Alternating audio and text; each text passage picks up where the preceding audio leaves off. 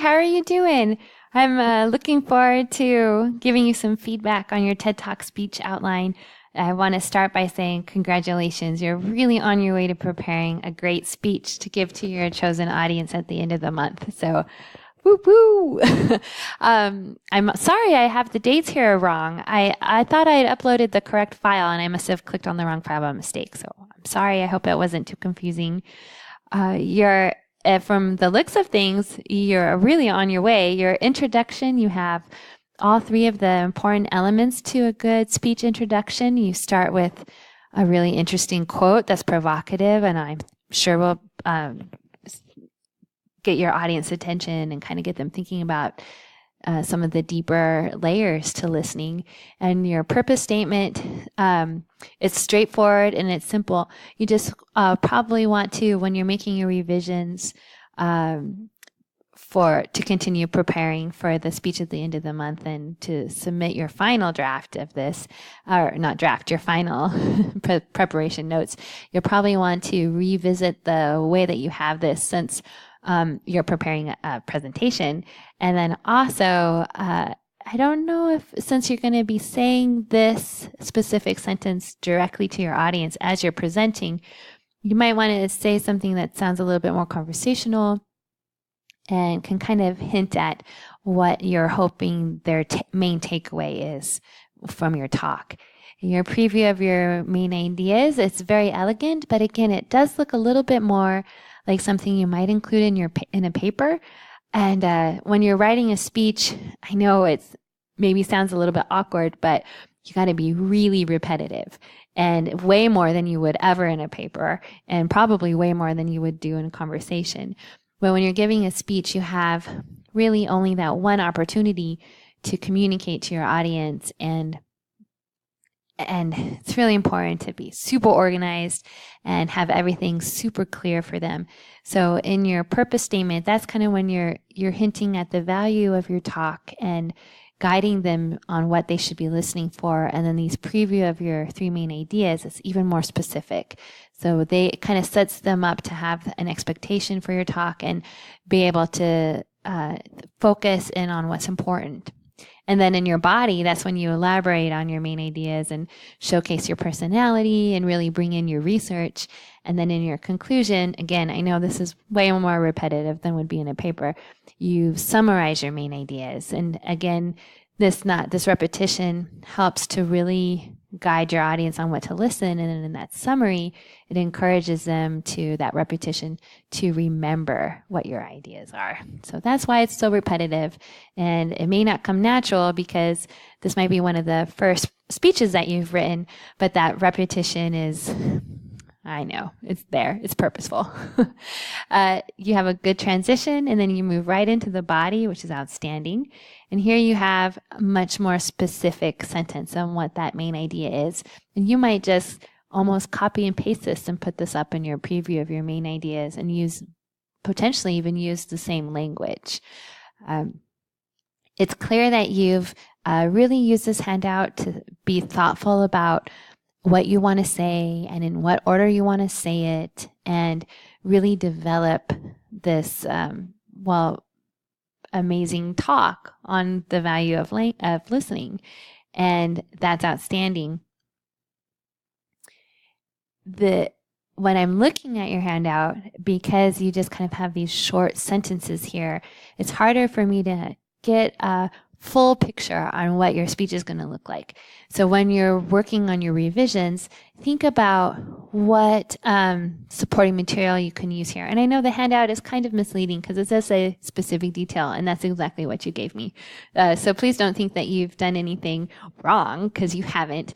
But just as you're continuing to think about these ideas and prepare your speech, you're going to probably want to add some really specific details here regarding what you're going to say and how you're going to say it. So informative speeches, they do tend to be a little bit dry unless the speaker invests time and is creative within how they present their information.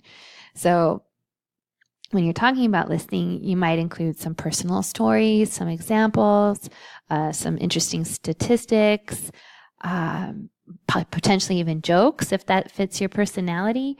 So I think that might help clarify in the direction on how you can really kind of flesh out these topics. And when you practice your presentation, it'll kind of give you a sense of how you're doing with your supporting material. So if you have a chance to practice with some actual people, that's always the best. But if not, you can have your cell phone.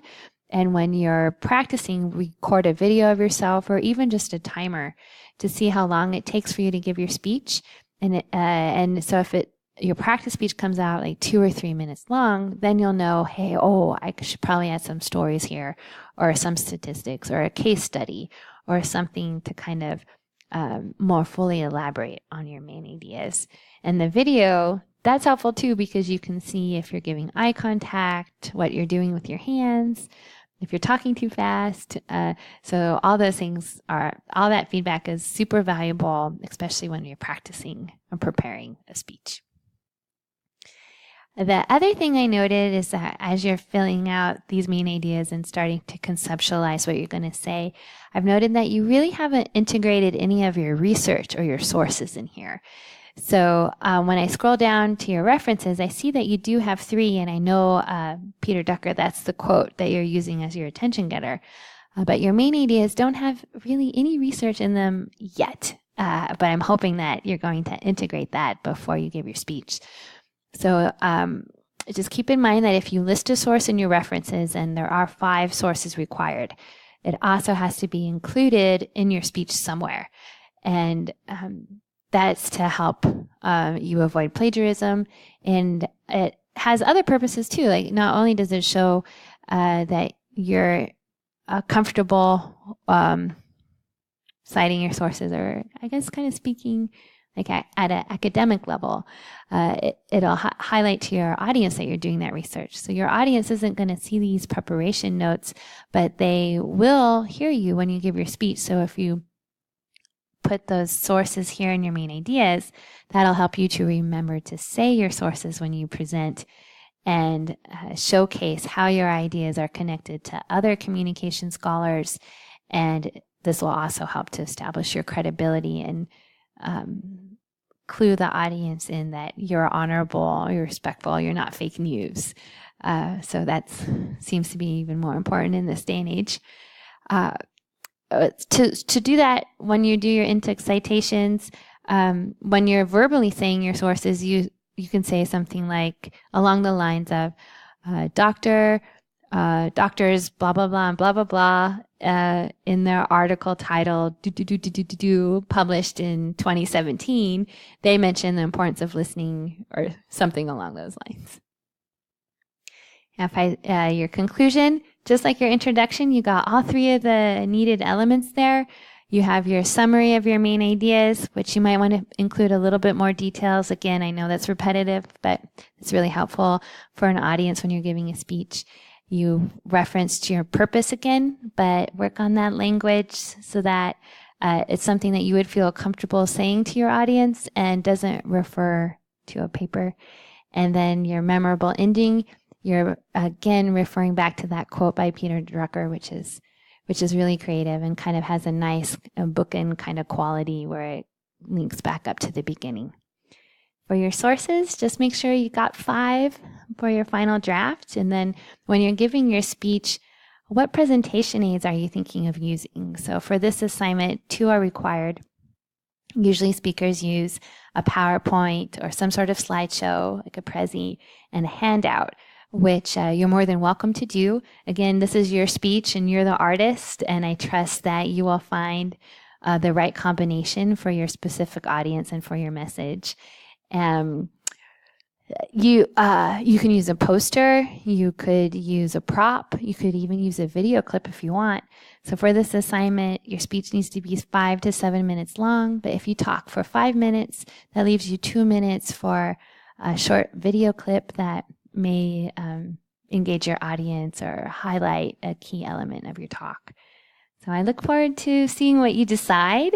You are well on your way to preparing a good speech, and your audience is super lucky I wish you all the best. And if you have any questions or just want to chat further, you know where to find me. Just send me a message on Canvas. Thank you.